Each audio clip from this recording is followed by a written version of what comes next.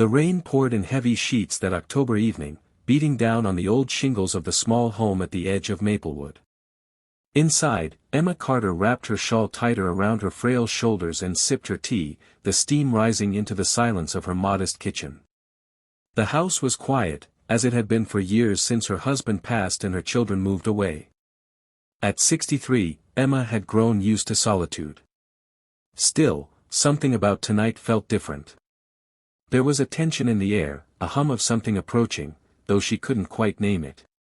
Her thoughts wandered, as they often did, to the boy. The one she hadn't seen in 15 years.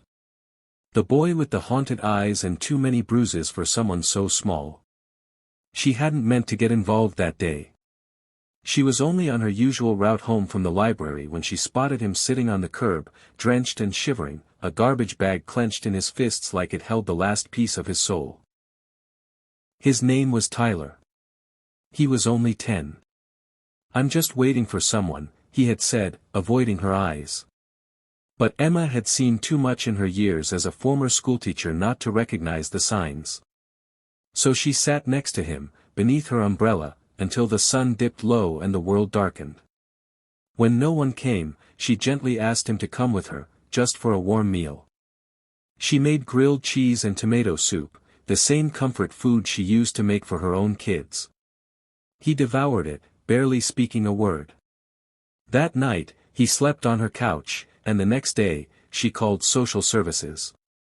But when they came, he clung to her leg like a drowning child clings to driftwood. She fought for him. Became his temporary guardian. Attended court hearings. Signed school forms. Sat through counseling sessions. For 2 years, she poured every ounce of energy into mending the broken pieces of that boy. And when the state found a long-term foster home in another city, Emma let him go. With a heavy heart and a promise that if he ever needed her, her door would always be open. That had been the last she saw of him. He wrote a few times in the first year, but the letters stopped. Life moved on. Her kids visited less, her bones ached more, and the small joys of gardening and crossword puzzles filled her quiet days. So when the knock came at her door that stormy evening, firm and steady, Emma didn't expect her past to be standing on her porch, soaked to the bone with a smile that could shatter a dam of memories. "Tyler." Her voice cracked before her heart did. The man standing before her was tall now, his once thin frame filled out with time and strength. But the eyes, those deep, searching eyes, were unmistakable. He looked like he had waited years for this moment.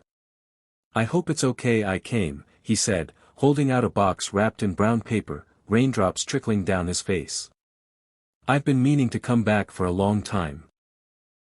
Emma's hands trembled as she reached for him, pulling him into a hug before words could interfere. The tears came then, soft and grateful. Inside, by the fire, Tyler explained. After he left her care, he struggled for a while, bounced between homes, schools, cities. But he never forgot her. He carried with him a picture they had taken in the garden, taped into every notebook he owned. It reminded him that once, someone had chosen him. Someone had believed in him when no one else did. He told her how he had earned a scholarship to college, studied social work, and now worked with at-risk youth in the very system he once endured. "I figured," he said, eyes glistening, "if one woman could change my whole life with grilled cheese and kindness, maybe I could do the same for others." Emma's heart swelled with pride she hadn't felt in years.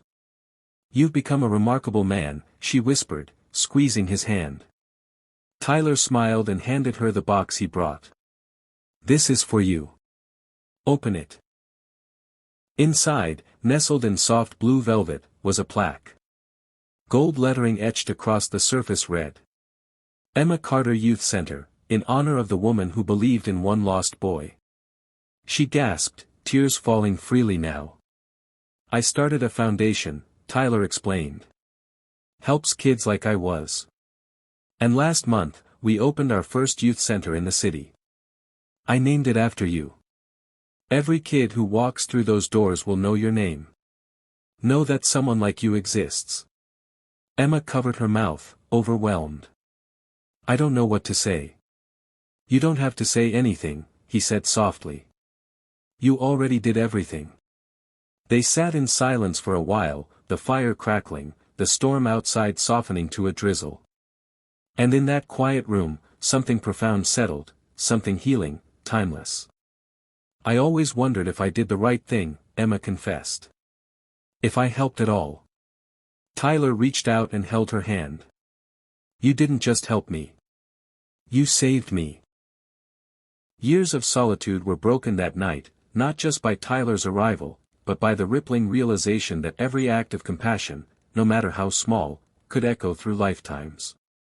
Emma would go on to visit the center the following spring, speaking to children who saw her as a hero. She became a grandmother figure to many, teaching gardening and kindness like it was second nature.